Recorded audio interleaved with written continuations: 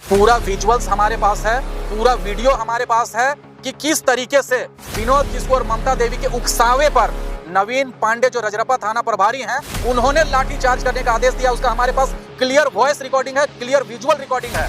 उसके बाद जब मेरे माथे पर चोट आई, जब परिजनों के ऊपर लाठीचार्ज हुआ, जब डेड बॉडी का अपमान हुआ, तब जाके वहां संथाली भाई, मांझी भाई जो आदिवासी भाई थे, जो झारखंडी हितों की सम्मान करते हैं, वो भाइयों ने उग्र होकर प्रदर्शन किया है। देखिए, मेरे माथे पर चोट लगी है, मेरे पीठ पर चोट लगी है, हाथ पे चोट लगी है, सीने पे लाठी से मारा गया है, कमर पर मारा गया है। मेरी हालत ऐसी कर दी गई थी। नवीन कुमार पांडे और ममता देवी लगातार पुलिस कर्मियों को अपील कर रहे थे और लाठियां बरसा रहे थे कि मारो इसको, जब तक ये मर नहीं जाता है तब तक मारो। जब मेरा सर फट गया, खून से मेरा सर भीग गया, लाल लाल हो गया, लहूलुहान हो गया, तब उन्होंने बोला कि चल मार, तब तक इसको मारो जब तक मर के। जायज मांगों को दबाने के लिए विनोद किस्कू और ममता देवी, बताइए, अभी राहुल गांधी ने पूरे भारत में न्याय यात्रा निकाला और इन्हीं साइकिल से कोयला ठेल कर ले जाने के साथ में राहुल गांधी ने फोटो खिंचाया। क्या मतलब था कि हम इनका समर्थन करते हैं, और उसी पार्टी की कांग्रेस नेत्री उनके खिलाफ साजिश रचती है, लीपापोती करती है। बजरंग महतो फेसबुक पोस्ट में लिखते हैं कि अज्ञात वाहन की चपेट में आकर मौत हुई है, और उन्हीं की पत्नी कांग्रेस नेत्री सीएम को दिखावा में लेटर लिखती है कि पुलिस के सीधी चपेट में। तो ये दोगला रवैया पूरे रामगढ़ की जनता देख सकते हैं। अभी हमारे साथ मौजूद है केंद्रीय प्रवक्ता रामगढ़ जिला के संतोष महतो जी, और जैसा कि आप लोगों को पता होगा कि 5 तारीख को गोला थाना में जो इनके ऊपर लाठी चार्ज हुआ था, जिसके बाद ये गंभीर रूप से घायल हो गए थे और इन्हें रिम्स अस्पताल में भर्ती कराया गया था, और उसके बाद अभी ये इलाज करा के घर वापस आए हैं। तो तमाम चीजों को हम लोग जानेंगे इस वीडियो के माध्यम से कि क्या कुछ इनके साथ हुआ था उस दिन, घटनाक्रम को हम लोग इस वीडियो के माध्यम से जानने का प्रयास करेंगे। संतोष दा, पहले आपको जोहार रहेगा। आपके चैनल के तमाम दर्शकों को झारखंडी जोहार। कैसा है आपका अभी, तबीयत कैसा है?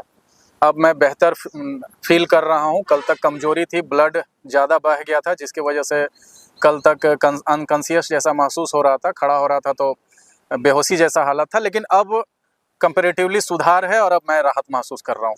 संवैधानिक तौर पे आप लोगों ने अपने मांग को रखा था, रोड को, जैसा कि कहा जाए कि रोड भी जाम हुआ था और थाना का गेट के बाहर में आप लोगों ने काफी देर से जाम किया हुआ था। उसके बाद आप लोगों ने जो भी मांग था उसको रखा था, उसके बावजूद ऐसा क्या हुआ कि प्रशासन के लोगों ने आपके ऊपर लाठियां बरसाई और इतनी ज्यादा आपको चोट आई कि आपको रिम्स रेफर करना पड़ गया?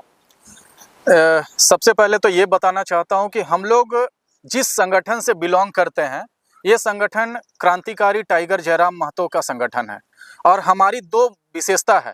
पहली बात कि हम लोग जो भी बात बोलते हैं वो निडर होकर बोलते हैं, बेबाक होकर बोलते हैं, और चाहे जितना भी कड़वा हो, लेकिन सच है तो हम लोग सच को कड़वे तरीके से भी बोलते हैं। लेकिन जो हमारा तरीका होता है वो बिल्कुल संवैधानिक तरीका होता है, लोकतांत्रिक तरीका होता है, और गांधीवादी तरीके से हम लोग सच्चाई को सामने रखने का काम करते हैं।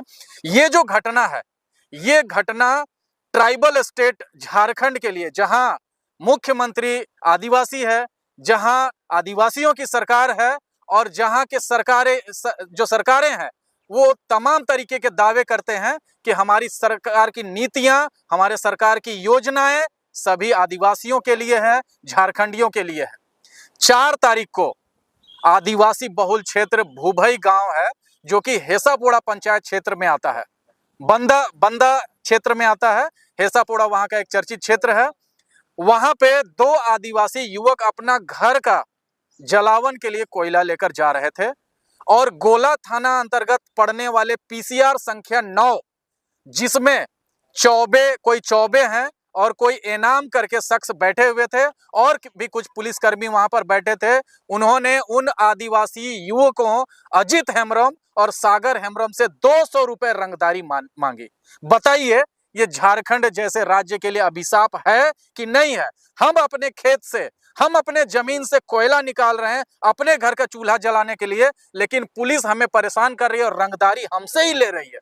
युवकों ने जब विरोध किया कि हम रंगदारी क्यों दें, तब पीसीआर के लोगों ने उनको धक्का मारा और उनके मोटरसाइकिल को सीधी टक्कर दे दी, जिसके वजह से 17 वर्ष के अजीत हेम्ब्रोम की तत्काल घटनास्थल पर मौत हो गई, और 29 वर्ष के सागर हेम्ब्रोम की इलाज के क्रम में मृत्यु हो जाती है। पुलिस की बेहूदगी, पुलिस की बेशर्मी देखिए कि उन लोगों को मरने को छोड़कर वो भागे भागे, आज भी पीसीआर का आगे का बम्पर का टुकड़ा वहीं घटनास्थल पर मौजूद है और ग्रामीणों ने, प्रत्यक्षदर्शियों ने देखा है कि पीसीआर संख्या ने ही दो युवकों को जानबूझकर चपेट में लिया और उनकी हत्या की है। इस हत्या की लीपापोती करने के लिए रजरप्पा थाना प्रभारी और पूरा पुलिस महकमा, गोला थाना प्रभारी और पूरा उनका टीम लग गया। आखिर मैं ये सवाल पूछता हूं कि अगर ये सड़क दुर्घटना हुई थी और पुलिस प्रशासन इसको सड़क दुर्घटना मान रही थी, तो उस दिन गोला थाना में 1000 की संख्या में पुलिस बल की नियुक्ति क्यों की गई थी? क्यों अतिरिक्त पुलिस बल रजरप्पा से मंगवाया गया था? क्यों अतिरिक्त पुलिस बल पूरे जिले से मंगवाया गया था? कहीं ना कहीं रजरप्पा थाना प्रभारी और गोला थाना प्रभारी ने यह तय किया हुआ था, क्योंकि उनको पता था कि इस घटना में कसूरवार व्यक्ति थाना के लोग हैं। तो थाना को बचाने के लिए, पुलिस कर्मियों को बचाने के लिए उन लोगों ने इसको आम सड़क दुर्घटना का रूप देने का कोशिश किया। आप फेसबुक लाइव के माध्यम से, सोशल साइट्स में जो तमाम वीडियो है उसकी कड़ी अगर जोड़ के देखेंगे ना, तो आपको पूरा पुलिस का यहाँ पे जो साजिश किया गया है वो साबित होगा।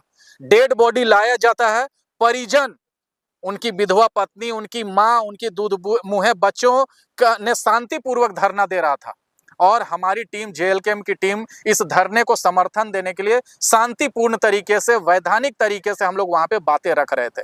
हमारी मांग थी कि पीसीआर वैन में जितने पुलिसकर्मी थे उनके ऊपर प्राथमिकी दर्ज की जाए, हत्या का केस उन पर चले, साथ ही साथ उनको उचित मुआवजा मिले और दोनों आदिवासी पीड़ित परिवार के मृतकों को के जो आश्रित हैं उनको सरकारी नौकरी मिले। यही 3 प्रमुख मांगों के साथ हम लोग शांतिपूर्ण तरीके से प्रदर्शन कर रहे थे, अपनी बातें रख रहे थे।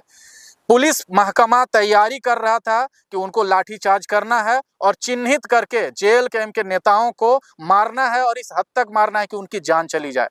वीडियो में आप साफ देखेंगे कि इस मामले की लीपापोती करने के लिए कांग्रेस नेत्री ममता देवी और जेएमएम के नेता जो अपने आप को आदिवासी हितैषी बोलते हैं, विनोद किस्कू, स्पॉट पे पहुंचते हैं और संथाली भाषा में वहां जो परिवार के लोग थे, जो पीड़ित परिवार के लोग थे, उनको बरगलाने का रूपरेखा तैयार करने लगते हैं। लेकिन उनको अंदाजा नहीं था कि वहां जो बैठे हुए लोग थे, जो मृतक के परिजन थे, वो भी संथाली भाषा बहुत तरीके से जान रहे थे। इसी बीच विनोद किस्कू मुर्दाबाद और ममता देवी का मुर्दाबाद का नारा परिजन के आश्रित लोग ही, जो मृतक के आश्रित लोग हैं, उनके द्वारा लगाए जाने लगा। स्वाभाविक सी बात है भाई, आप नेता हैं, आप अगर जनता के मुद्दों के साथ खड़े रहेंगे तो आपको जिंदाबाद मिलेगा, अगर आप जनता के खिलाफ काम करेंगे तो आपको मुर्दाबाद मिलेगा।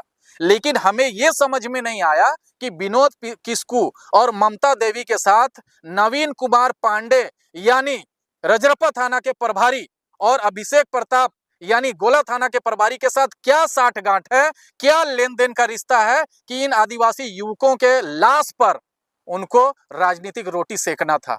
वो मुर्दाबाद के खिलाफ लाठीचार्ज का आदेश देते हैं। बताइए, भारत का संविधान, इस गांधी का देश का संविधान में कहां पे लिखा हुआ है कि आपका घर का बच्चा मर गया है, आपका पति मर गया है, आपका बेटा मर गया है और आप धरने पर भी नहीं बैठ सकते हैं, आप अपनी जायज मांगे भी नहीं रख सकते हैं? लेकिन इनके जायज मांगों को दबाने के लिए विनोद किस्कू और ममता देवी, बताइए, अभी राहुल गांधी ने पूरे भारत में न्याय यात्रा निकाला और इन्हीं साइकिल से कोयला ठेल कर ले जाने के साथ में राहुल गांधी ने फोटो खिंचाया। क्या मतलब था कि हम इनका समर्थन करते हैं और उसी पार्टी की कांग्रेस नेत्री उनके खिलाफ साजिश रचती है, लीपापोती करती है। बजरंग महतो फेसबुक पोस्ट में लिखते हैं कि अज्ञात वाहन की चपेट में आकर मौत हुई है और उन्हीं की पत्नी कांग्रेस नेत्री सीएम को दिखावा में लेटर लिखती है कि पुलिस के सीधी चपेट में। तो ये दोगला रवैया पूरे रामगढ़ की जनता देख रही है कि किस तरीके से आदिवासी जो समाज है, आदिवासी के युवक जो हैं, उनकी कीमत 1 रुपया नहीं है, अठन्नी नहीं है। इसीलिए बोल रहा हूं क्योंकि जब हम लोग मुआवजे की बात करने लगे, जब हम न्याय दिलाने की बात करने लगे, तो विनोद किस्कू, ममता देवी और जो सांडिल्य जो वीडियो है, गोला वीडियो, और एक और जो सीओ है, उन लोगों ने कहा कि भाई ये आम सड़क दुर्घटना है, उसके तहत 1 लाख रुपए हम सरकारी प्रावधान के साथ जो मुआवजा है वो देंगे और अंबेडकर आवास देंगे, विधवा अवस्था पेंशन तत्काल स्वीकृत करते हैं। बताइए, तो इसका मतलब कि जो सरकारी प्रावधान के तहत है वही सुविधा, वही राहत सामग्री अगर आप दे रहे हैं, इसका मतलब राज्य में आदिवासी के मौत की कोई कीमत नहीं है। अच्छा ये ना, आपने जैसा बताया कि विनोद किशोर और ममता देवी दोनों वहाँ मौजूद थे, तो जब लाठीचार्ज हुआ तो आप ही के ऊपर लाठीचार्ज क्यों हुआ? ममता देवी के ऊपर भी लाठीचार्ज होना चाहिए, बिल्कुल विनोद होना किशोर चाहिए था, के ऊपर भी होना चाहिए। बिल्कुल होना चाहिए था। अगर वो आदिवासी हितैषी हैं और मृतक के परिवार के साथ अगर खड़े हैं तो उनकी मांगे और हमारी मांगे एक होनी चाहिए थी। उस हिसाब से अगर प्रशासन वहां प्रदर्शन कर रहे लोगों पर लाठीचार्ज कर रही थी तो ममता देवी के ऊपर भी लाठीचार्ज होना चाहिए था, विनोद किस्कू के ऊपर भी लाठीचार्ज होना चाहिए था। सिर्फ और सिर्फ जेल कैंप के नेताओं को चुन चुन कर और सर पे वार करने का क्या मतलब समझा जाए? ये सर जानलेवा हमला हुआ है। ये जानलेवा हमला है और वीडियो है, फुटेज है, जिसमें साफ साफ ये सुनाई पड़ता है कि ममता देवी और विनोद किस्कू बोल रहे थे कि भागो यहाँ नहीं तो मारेंगे। हमने देखा था आप लोगों को कुछ मैंने कहा जाए तो गलत सलत बातें भी बोल रहे थे, अंगुली भी आप लोगों को दिखाया जा रहा था। बताइए, 2019 के चुनाव में एक तरफ वो टैग लेके चल रही थी आंदोलनकारी नेत्री, बच्चे को गोद में लेकर चुनाव प्रचार कर रही थी, जेल के सलाखों का फोटो वायरल किया जा रहा था, संवेदना जगाई जा रही थी। लेकिन आज एक साथ दो आदिवासी युवकों की मौत हो जाती है, तब इनकी संवेदना कहां मर जाती है, इनकी संवेदना कहां खो जाती है? इसका मतलब अगर आपके साथ कुछ गलत होता है तब आप रोएंगे, लेकिन दूसरे के साथ अगर कुछ गलत होता है तो आप वहां पे मॉडलिंग करेंगे। बताइए, इनको सरकारी अतिथि के जैसा थाने के अंदर में बैठाया जा रहा है। भाई, आप जनप्रतिनिधि हैं, आपको जनता के साथ खड़ा होना चाहिए, ना कि पुलिस प्रशासन और जो आरोपी हैं, जो जिन लोगों की वजह से दो आदिवासी मासूम युवकों की मौत हुई है, उनके साथ आप खड़े हैं, उनके साथ हंसी ठिठोली कर रहे हैं और रात का अंधेरा होने का इंतजार कर रहे हैं कि रात के अंधेरे में इनके ऊपर लाठियां बरसाई जा सके। तो ये तो चल रहा है यहाँ पे, ये है झारखंड राज्य में आदिवासी सरकार का ये असली रूप है। क्या कहिएगा दादा, आप ही के क्षेत्र के वर्तमान के मुख्यमंत्री हैं और इस तरह से पुलिस का मनोबल बढ़ा हुआ है, खास करके देख रहे हैं रामगढ़ विधानसभा क्षेत्र में, और आए दिन कोयले का इतना अवैध खनन हो रहा है, उसके बावजूद भी शासन प्रशासन चुप है। और कोई आदमी यदि घर में अपना जलाने के लिए कोयला लेके आता है तो उसके ऊपर इस तरह से व्यवहार किया जाता है। हमने ये आरोप भी लगाया कि जो लोग हाईवा से कोयला चोरी कर रहे हैं, जो लोग ट्रक से कोयला चोरी कर रहे हैं, वो लोग थाने के अंदर बैठे हुए हैं, और जो लोग अपने जमीन से, अपने नदी से, अपने खेतों से कोयला निकालकर अपना घर का चूल्हा चौका जला रहे हैं, उसके ऊपर आप केस कर रहे हैं, उनसे आप रंगदारी वसूल कर रहे हैं। अरे भाई, पूरे रामगढ़ को पता है, हेसापोड़ा में जाके पता करिए, चितरपुर में पता करिए, माइल में पता करिए, आप भूभई में, सुतरी में, खोखा बंदा में पता करिए, कोयला का अवैध कारोबार आप मानुआ, फुलसरा, सिरका, अरगड्डा तरफ देखिए। आज तक के झारखंड इतिहास में पूरे रामगढ़ जिले में इतना अवैध कोयला का कारोबार नहीं हुआ था जितना विगत 1-2 साल के अंदर में यहाँ पे चरम पे है। पुलिस प्रशासन के सह पर जो बड़े बड़े मगरमच्छ है, जो बड़े बड़े कोयला व्यापारी हैं, वो जेसीबी से, हाईवा से, ट्रेन से कोयला की चोरी कर रहे हैं, लेकिन आदिवासी युवकों के ऊपर पीसीआर वैन चढ़ाया जा रहा है। क्यों? क्योंकि वो अपने घर का जलावन के लिए कोयला ले जा रहे हैं और उनसे 200 रुपए रंगदारी मांगी जा रही है। तो बताइए, झारखंड ऐसा राज्य है, ट्राइबल स्टेट है, ट्राइबल गवर्नमेंट है, ट्राइबल मुख्यमंत्री है, लेकिन यहाँ ट्राइबल यूथ के जान की कीमत मात्र 200 रुपए है। अगर आप 200 रुपए नहीं देंगे तो पुलिस आपको गोली मार देगी, लाठी चार्ज कर देगी। आप अपने बेटे के मौत पे, पति के मौत पे, आप अपने पिताजी के मौत पे शांतिपूर्वक तरीके से धरना भी नहीं कर सकते हैं। ये दुर्दशा हो गई है रामगढ़ जिला प्रशासन की, और ये दुर्दशा हो गई है झारखंड राज्य की। लोग आपके पार्टी के ऊपर आरोप लगाते हैं कि एक जाति का पार्टी बन के रह गया, और कहीं ना कहीं देखा जाए कि जो 2 लोगों की मौत हुई थी वो आदिवासी थे। जो लोग ये आप लोगों के ऊपर आरोप लगाते हैं आदिवासी की पार्टी है, आदिवासी महतो की पार्टी है, तो जब आदिवासी लोगों के साथ इस तरह की घटना होती है तो आदिवासी जो नेता है वो क्यों नहीं आए उनको समर्थन करने के लिए? देखिए, उनका जवाब स्पष्ट है। उनको भी पता है कि जो बातें आप वो कर रहे हैं ना, वो बेसलेस बातें हैं, आधारहीन बातें हैं। अरे भाई, अजित हेम्ब्रम और सागर हेम्ब्रम ये कौन सी जाति के हैं? ये मुख्यमंत्री की जाति के हैं, ये झारखंड की जो बड़ी आबादी है, जो झारखंड की पहचान है, संथाली मांझी उस समुदाय से बिलोंग करते हैं। क्या जरूरत थी कि मुझे माथा फटवाने का जरूरत पड़ा? क्या जरूरत था लाठी खाने का जरूरत पड़ा? हमने कभी या हमारी पार्टी ने कभी ये भेदभाव नहीं किया कि सामने वाला महतो है, सामने वाला मांझी है, सामने वाला मुसलमान है, कि सामने वाला महरा है, कि सामने वाला मूलवासी है। हमने बस ये तय किया है कि झारखंड राज्य में अगर सबसे मजबूत कोई समाज होगा तो वो मजबूत समाज होगा झारखंडी। पूरा झारखंड के लोगों के लिए हमारा पार्टी लड़ रहा है। हमारे टाइगर जयराम महतो की पार्टी पूरे समाज के लिए, सर्वहारा समाज के लिए लड़ाई लड़ रही है। आप गिरिडीह लोकसभा के अंतर्गत एक तेलो प्रखंड पड़ता है, तेलो क्षेत्र पड़ता है, वहां एक आबादी महतो की नहीं है, लेकिन आप वहां पे बूथ पे देख लीजिए, सबसे ज्यादा वोट उनको जेएलकेएम पार्टी को उन्होंने दिया है, जेबीकेएसएस के प्रत्याशी को दिया है। इसी से साफ साबित होता है कि विपक्षियों के पास कोई मुद्दा है नहीं। जेएलकेएम जिस तरीके से मुखरता से, बेबाकी से स्थानीय नीति की बात कर रही है, झारखंडियत की बात कर रही है, नियोजन नीति की बात कर रही है, खनन नीति की बात कर रही है, कृषि नीति की बात कर रही है, तमाम नीतियों की बात कर रही है, इनको मालूम है कि इनकी राजनीतिक दुकानदारी अब बंद होने वाली है, इसलिए इस तरीके का अनर्गल आरोप लगाते हैं। गोला में जो घटना हुई, लगातार 2 घटनाएं हुई, उनके साथ कौन से पार्टी के लोग खड़े रहे? और सिर्फ कहें तो जो समाज का हित चाहते हैं, जो झारखंड का हित चाहते हैं, जो जेबीकेएस के साथ जुड़े हुए हैं, जो जानते हैं कि कौन सी पार्टी मुद्दों की बात करती है, वही लोग खड़े थे।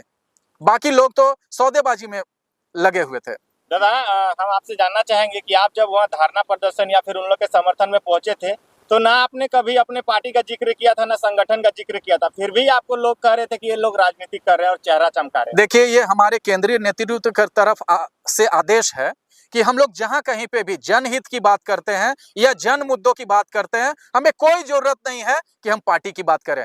पूरा भाषण या पूरा बातचीत हमने अलग अलग चैनल में दिया हुआ है, फेसबुक लाइव में जुड़े हुए थे, आप तमाम विजुअल्स में आप देख लीजिए। हमने कहीं पे भी टाइगर जयराम महतो का नाम नहीं लिया, कहीं पे भी हमने जेएलकेएम का नाम नहीं लिया। हमने सिर्फ और सिर्फ बात की कि अजीत हेम्ब्रम की मौत हुई है, सागर हेम्ब्रम की मौत हुई है, उनको न्याय मिलना चाहिए, उनके मृतकों को न्याय मिलना चाहिए, उनको उचित मुआवजा मिलना चाहिए और उनके आश्रितों को सरकारी नौकरी मिलना चाहिए। यही 3 प्रमुख मांगों को लेकर हमारा शांतिपूर्ण धरना वहां पे चल रहा था। संतोष भाई, ये बताइए कि जब आप संवैधानिक तरीके से अपनी मांगों को रख रहे थे, तो ये संवैधानिक जब मांग आप कर रहे थे, तो ये लाठीचार्ज में कैसे तब्दील हो गया? जरा इस घटना को क्लियर आप बताइए। आप बताइए, पूरे 24 घंटे बीत चुके थे घटना को, कहां थे विनोद किस्कू और कहां थी ममता देवी?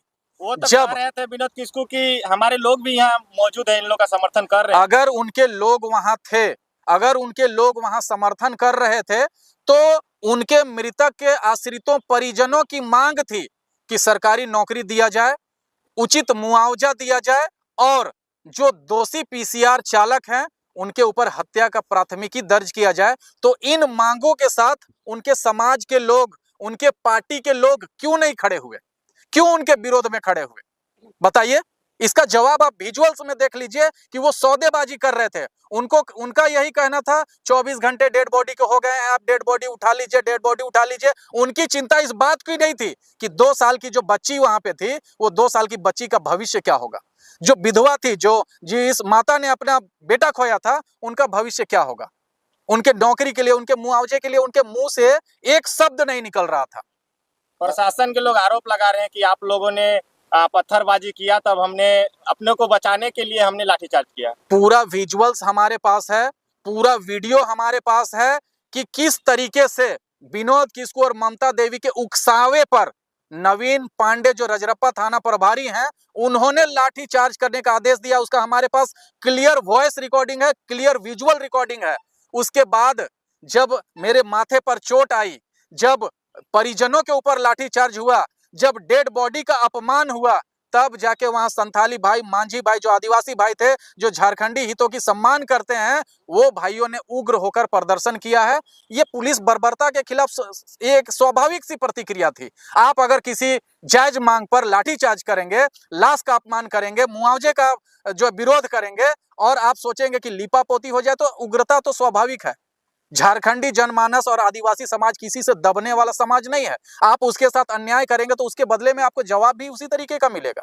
ये एक स्वाभाविक प्रतिक्रिया थी, मैं इसको पूरी तरीके से जायज मानता हूं।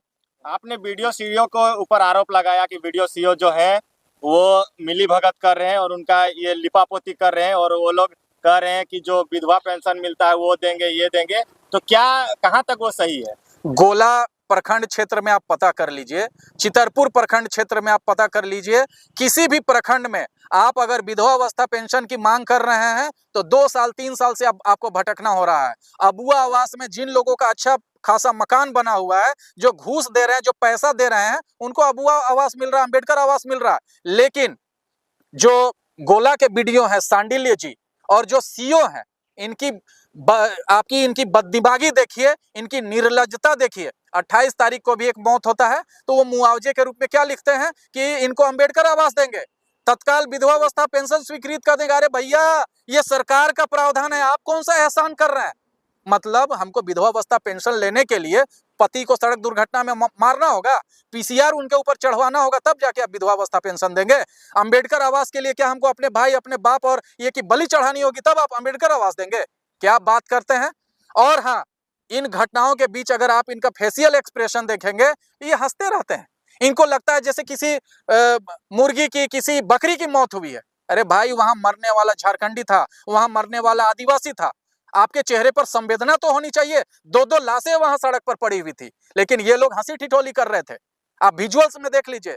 जिस भी मैंने जो जवाब दिया उससे संबंधित कोई भी विजुअल अगर आप क्लेम करना चाहते हैं तो आपके चैनल को और दर्शकों को, जो लोग भी हैं, उनको मैं इनबॉक्स कर सकता हूं, ये मेरा दावा है। गिरिडीह के सांसद भी वहाँ पहुंचे थे, क्या कुछ बातें हुई थी क्या आप लोग?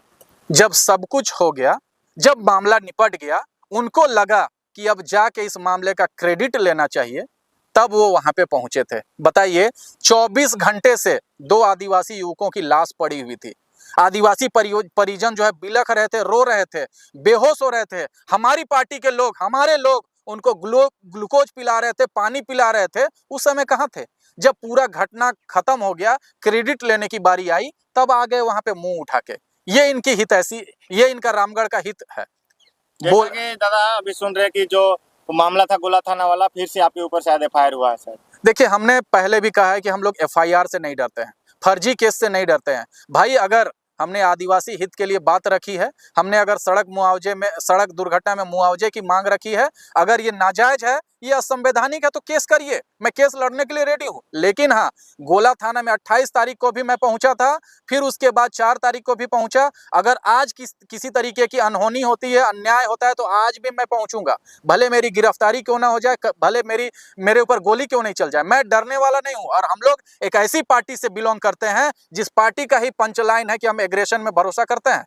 अहिंसा परमो धर्म, धर्म हिंसा तथैव च, हम लोग मानते हैं। अगर धर्म के लिए हिंसा भी करनी पड़ी तो हम लोग करेंगे, लेकिन आखिरी सांस तक, आखिरी दम तक हम लोग संवैधानिक प्रक्रिया, संवैधानिक जो तरीके से आंदोलन है, उसका हम लोग समर्थक हैं, उसके हम लोग हिमायती हैं। क्या कुछ सूचना मिला दादा, क्या कुछ मुआवजा उन लोग को कुछ मिला अभी तक? लाठी चार्ज करने के बाद पता चला है कि इनके लाशों को अपमानजनक तरीके से गाड़ी में लाद कर और भूभई गांव ले जाकर फेंक दिया गया कि भाई इसको डिस्पोज करिए। ये अपमान हो रहा है आदिवासी राज्य में, आदिवासी मृतकों के साथ में। कोई मुआवजा नहीं मिला है, लिपापोती कर दी गई है। और दूसरा, जो मृतक के परिजन हैं, उनको उल्टा डराया जा रहा है, धमकाया जा रहा है कि हमारा मुख्यमंत्री तक पहुंच है, हमारा पुलिस तक पहुंच है, उल्टा तुम लोग के ऊपर चोरी का केस लगा देंगे, तो रंगदारी का केस लगा देंगे, शांति व्यवस्था भंग करने का केस लगा देंगे। तरह तरीके से डरा कर उनके डेड बॉडी को डिस्पोज करा दिया गया, मृतक के परिजनों को चुप करा दिया गया। क्या आपको लगता है कि जो घटना में आप लोगों को केस खाना पड़ा और ग्रामीणों को जो केस खाना पड़ा, ऐसा जानकारी मिला है कि 500 लोगों पर एफआईआर दर्ज किया गया है, तो क्या इसका पूरी घटनाक्रम में सिर्फ ग्रामीणों का और सिर्फ आप ही दोषीवार थे? क्या इसके पीछे पुलिस प्रशासन का दोष नहीं था? कहीं ना कहीं आप लोग जायज मांग कर रहे थे। यदि समय पर वो लोग मांगों को आपकी मान लेते तो शायद इतना जल्दी जो जाम है वो छूट जाता है और कहीं ना कहीं ऐसी घटना नहीं घटती थी। अगर एफआईआर में दर्ज है कि 500 लोग थे, इसका मतलब 500 लोगों ने आदिवासी परिवार के इस मुद्दे का समर्थन किया था। 500 लोग अगर उनका समर्थन कर रहे थे, उनके मांगों का समर्थन कर रहे थे, उनके मुद्दे का समर्थन कर रहे थे, भाई मैं मान लेता हूं कि मैं राजनीति करने गया था, लेकिन जो आम ग्रामीण 500 लोग पहुंचे हुए थे, हालांकि ये संख्या 1000 से ज्यादा थी, लेकिन अगर किसी मुद्दे पर 500 लोग 1000 लोग अगर जुटते हैं तो वो मांग कभी भी नाजायज नहीं होता है, गलत नहीं होता है, असंवैधानिक नहीं होता है। 500 लोगों के मांगों के खिलाफ आपने लाठीचार्ज किया है, इससे साफ पता चलता है कि आपकी मंशा कहीं ना कहीं पुलिसकर्मियों को बचाने की थी और दोषियों को बचाने की थी। दादा, यदि आप लोग सत्ता या फिर पद में आते हैं, आपकी पार्टी इस शासन प्रशासन की व्यवस्था को किस तरह सुधारिएगा? देखिए, हम अगर सत्ता में आते हैं तो टाइगर जयराम महतो ने जो नीति और सिद्धांत की बात की है, जो संवैधानिक तौर तरीकों की बात की है, जो नीति नियमों की बात की है, हमारी प्राथमिकता है और हमारा लक्ष्य है कि हम अंत्योदय यानी समाज के जो सबसे अंतिम व्यक्ति हैं उनको आर्थिक, सामाजिक, राजनीतिक और सांस्कृतिक रूप से सक्षम, सबल और स्वावलंबी बनाएंगे। हम लोग शिक्षा, स्वास्थ्य, रोजगार को दुरुस्त करेंगे। साथ ही साथ युवा जोश और युवा होश के साथ में हम लोग राज्य की नीति निर्धारण का काम करेंगे और हर मजलूम तबका, हर शोषित, पीड़ित, वंचित को हम लोग मजबूत करेंगे। अंत्योदय जो कहा जाता है, एक टर्म यूज किया जाता है, अंत्योदय मतलब अंतिम व्यक्ति का हम लोग उदय करेंगे, उनको मजबूत करेंगे।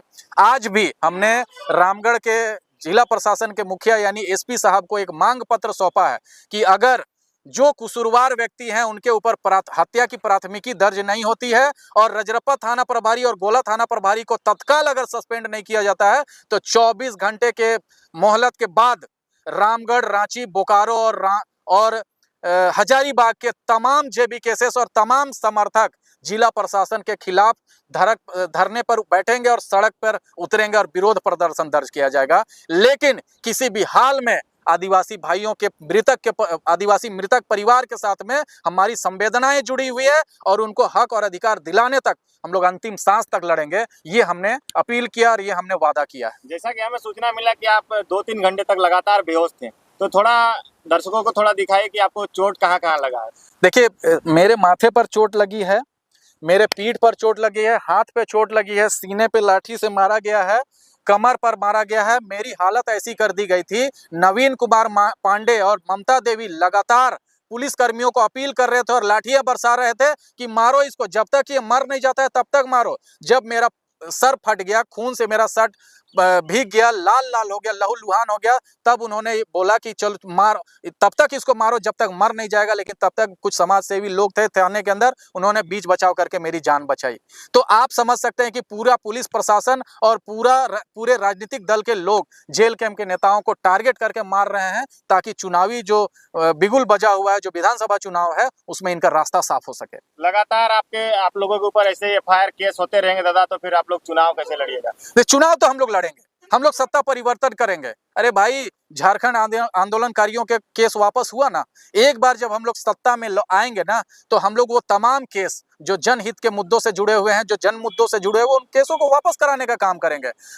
हमारी कोशिश होगी कि किसी भी झारखंड के किसी भी समाज के किसी युवा के ऊपर अगर फर्जी केस किया गया है, किसी आदिवासी के ऊपर फर्जी केस किया गया है, किसी झारखंडी के ऊपर फर्जी केस किया गया है, किसी मूलवासी के ऊपर फर्जी केस किया गया है, या झारखंड में निवास करने वाले किसी भी व्यक्ति के ऊपर अगर शासन प्रशासन इस तरीके का फर्जी केस करती है तो वो केस हम लोग वापस करेंगे। चलिए, बहुत बहुत धन्यवाद दादा। आप लोग जिस तरीके से निष्पक्षता से, निडरता से, बेबाकी से चौथा स्तंभ का दायित्व निभा रहे हैं, आप सभी धन्यवाद के पात्र हैं। मैं आप सभी को धन्यवाद देता हूं कि आप लोग इसी मुखरता से हमारा आंदोलन और साथ ही साथ संवैधानिक तरीके से जितने जनहित के मुद्दे हैं उनको प्रसारित करें। सभी को झारखंडी जोहार।